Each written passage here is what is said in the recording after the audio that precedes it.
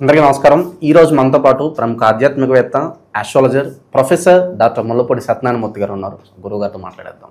నమస్కారం గురు. నమస్కారం మణికంఠ గారు. గురుగారు, నవంబర్ మాసం, అందులో మనకి కార్తీక మాసం, విశేషంగా కర్కాటక రాశి వాళ్ళకి ఈ మాసం ఎలాంటి అదృష్టాన్ని తీసుకురాబోతుంది? ఓవరాల్గా ఎలాంటి జాగ్రత్తలు తీసుకుంటే బాగుంటుంది వీళ్ళు? కర్కాటక రాశి వారికి అష్టమ గురుడు నడుస్తున్నాడు ఈ నెలలో కూడా.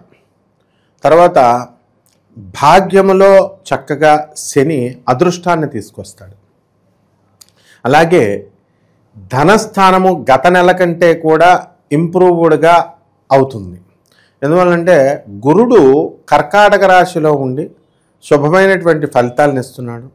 ఒబిసిటీ కొంచెం లావుగా ఉన్నటువంటి వాళ్ళు మరికొంత లావు అవ్వడానికి అవకాశాలు ఉంటాయి స్వీట్లు తింటే. కాబట్టి ఆ మనస్సు కొంచెం రొమాంటిక్గా తయారవుతుంది. అంటే ఇదివరకు డిప్రెషన్లో బాధల్లో ఉండేవారు.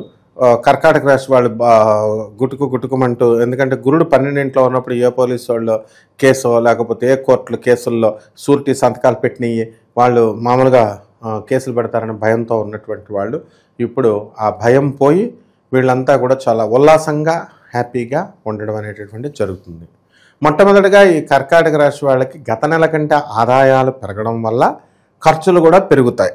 బంధువులందరూ వస్తారు, స్నేహితులందరూ వస్తారు, అందరూ కూడా చక్కగా విహారయాత్రలు ఇవన్నీ కూడా చేసుకుంటారు. అండ్ 20 సంవత్సరాల బ్యాక్ ఉన్నటువంటి క్లాస్మేట్స్ అందరూ కూడా రీయూనియన్లు కలుస్తారు. మనం ప్రతి నెల ఇలా కలుసుకుంటే బాగుండు కదా అని చెప్పి చక్కగా పార్టీలు ఇవన్నీ కూడా చేసుకుంటారు, మంచిది. అలాగే ఇక రైతుల దగ్గరికి వచ్చేసరికి రైతులు చక్కటి పంటను పండిస్తారు. మంచిగా వాళ్ళ పిల్లల చదువులు వాళ్ళ విషయంలో మంచి ఉత్సాహంగా అమెరికాకి ఇలాంటి దేశాలకి పంపించడంలో కృతకృత్యులు అవుతారు. ఇక వివాహాలకు సంబంధించి వేటలో ఉంటారు. ఇక్కడ ఈ కర్కాటక రాశి వాళ్ళకి ఇప్పుడు ఈ నెల కూడా పనులు అంత తొందరగా అవ్వవు అన్నమాట, ఇంకొంచెం స్లోగా అవుతాయి. ఇప్పుడు యాక్చువల్గా పెళ్లి చేసుకునేటప్పుడు సౌత్ ఇండియాలో ముఖ్యంగా తెలుగు వాళ్ళల్లో పెళ్లి కూతురుకు కాదు నచ్చాల్సింది, పెళ్లి కొడుకు అత్తగారికి నచ్చాలి.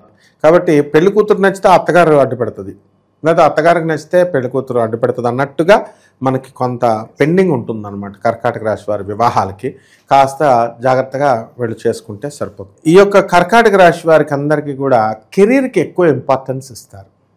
మొన్నటి దాకా కూడా మనకి శుక్రుడు కేతు ఎప్పుడైతే కలిసి ఉన్నారో అటువంటప్పుడు స్టార్ట్ అయినటువంటి భార్యతో గొడవ అసలు నమ్మరన్నమాట. ఏమండి మా ఆవిడ రోజు తినేస్తుందండి అనేటటువంటి భర్తలు ఎంతోమంది ఉన్నారు. మామూలు జనం మనం ఏదో చెప్తున్నాం అనుకుంటారు. డైలీ మనం కాల్స్ చూస్తూ ఉంటాం కాబట్టి మనకు అర్థమవుతూ ఉంటుంది. కాబట్టి వాళ్ళు పాపం ఏమిటి నాయన కారణం, నీ గొడవ నువ్వు చూసుకో, ఆమె గొడవ ఆమెను చేసుకొని అంటే ప్రతి చిన్నదానికి పుల్ల పెట్టేస్తా సార్ అంటారు. ఇది ఎందువలనంటే శుక్రుడి యొక్క పరిస్థితిని బట్టి. అలాగే ఆరోగ్యం కూడా మనకి కొంచెం రవి తొలలో ఉండడం ద్వారా ఏమవుతుందంటే కొంచెం ఆరోగ్య భంగము అనేటటువంటిది జరుగుతుంది. ఎప్పుడు కర్కాటక రాశి వాళ్ళు మృష్టాన్న భోజనం తింటూ పుష్టిగా ఉంటారు. అలాంటిది ఇక్కడ ఆడవాళ్ళకి పీసీఓడి ప్రాబ్లమ్స్ అని, మెన్స్ట్రల్ సైకిల్ సరిగ్గా రాకపోవడం అని, మగవాళ్ళకి పిల్లల బాధ, అప్పుల బాధ ఈ రకంగా ఉండడం వల్ల ఏమవుతుందంటే వాళ్ళు కొంచెం మానసికంగా అశాంతికి గురవుతూ ఉంటారనమాట. శత్రువుల నుంచి ఇబ్బంది ఏమైనా ఉంటుందంటారు వీళ్ళకి? శత్రువుల నుంచి ఇంకా మనకి తరిమి కొడతారు వీళ్ళు. అంటే అసలే మెంటల్ టెన్షన్లో ఉంటారు కదా, ఉన్న సమస్యలే చాలు పాపం, మళ్ళీ కొత్త శత్రు బాధలు ఎందుకు వీళ్ళకి.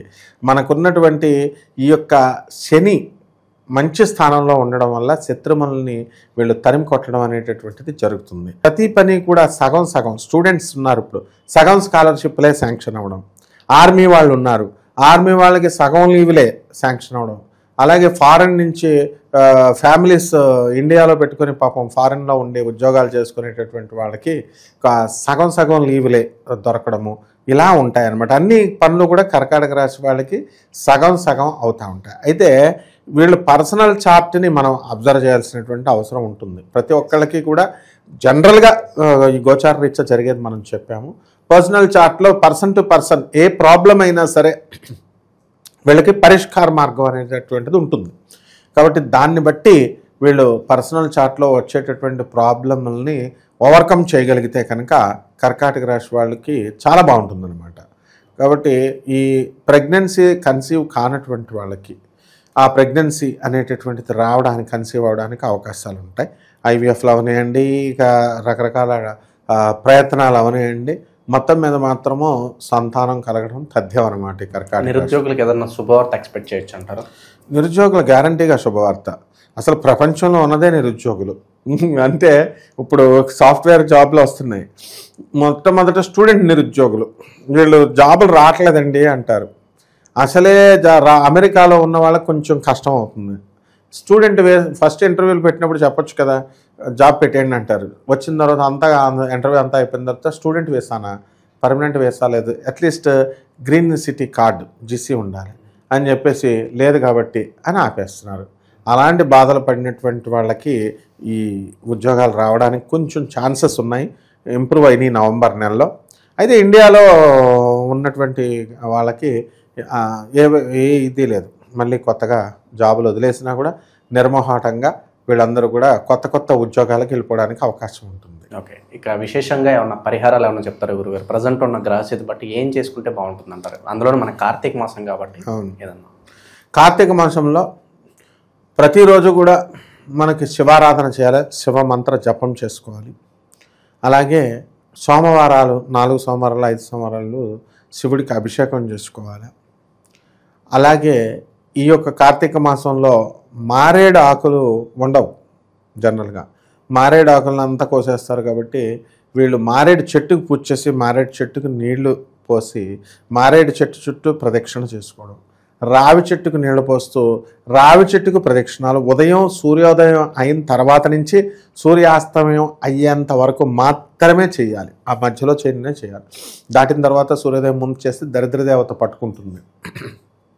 అలాగే వీళ్ళు ఏం చేయాలంటే ఒక రాగి చెంబు తీసుకోవాలి. ఆ రాగి చెంబు తీసుకొని అందులో కొద్దిగా పసుపు, కొద్దిగా కుంకుమ, కొంచెం అక్షతలు, ఒక పుష్పాన్ని వేసి ప్రతిరోజు కూడా ఈశాన్య దిశలో అందరూ పెడతారు. దానికి క్వైట్ ఆపోజిట్ దిశ ఇస్ నైరుతి దిశ. ఆ నైరుతి దిశలో ఇది అక్కడ పెట్టాలి. పెట్టేసి వీళ్ళు కార్తీక మాసంలో మన వాళ్ళంతా నిద్రపోయేటటువంటిది దక్షిణ ముఖంగా తలకాయ పెట్టాలి. తలకాయ పెట్టి నిద్రపోవాలా. మీరు ఆ యొక్క రాత్రి అంతా అయిపోయిన తర్వాత పొద్దున్న లేచిన తర్వాత ఆ చెంబుడు నీళ్లు కూడా నైరుతి దిక్కులో పెట్టినటువంటి ఆ నీళ్ళని వీళ్ళు మొత్తం తాగేసేయాలా. అలాగే రావి చెట్టు ప్రదక్షిణాలు చేసుకోవడము, శ్రీ గురుచరిత్ర యొక్క పారాయణ అనేటటువంటిది చదువుకోవడము, శివపురాణము ఇలాంటివి కనుక చేసినట్లయితే బాగుంటుంది. అలాగే ఈ నవంబర్ నెలలో శనికి జపం, శని స్తోత్రాలు, శనికి కిలోంపావు నల్ల నివ్వుల్ని, నల్లని వస్త్రాన్ని ఇచ్చి పేద బ్రాహ్మణులకి శనివారం నాడు ఉదయం 8 గంటలకి దానం చేసుకోవాలా. నువ్వుల ఉండల్ని తయారు చేసి దాన్ని చక్కగా పేదవాళ్ళకి పంచాలి. అలాగే చీమలకి, నల్ల చీమలకి కొంచెం పంచదార వేయడం, ఇలాంటివన్నీ కూడా చేసుకుంటే సరిపోతుంది. అంటే భూతదయ ఉండాలి అని అర్థం.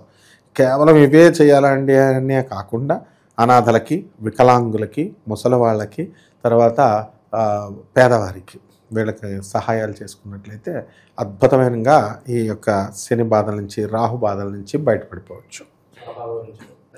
ధన్యవాదాలు.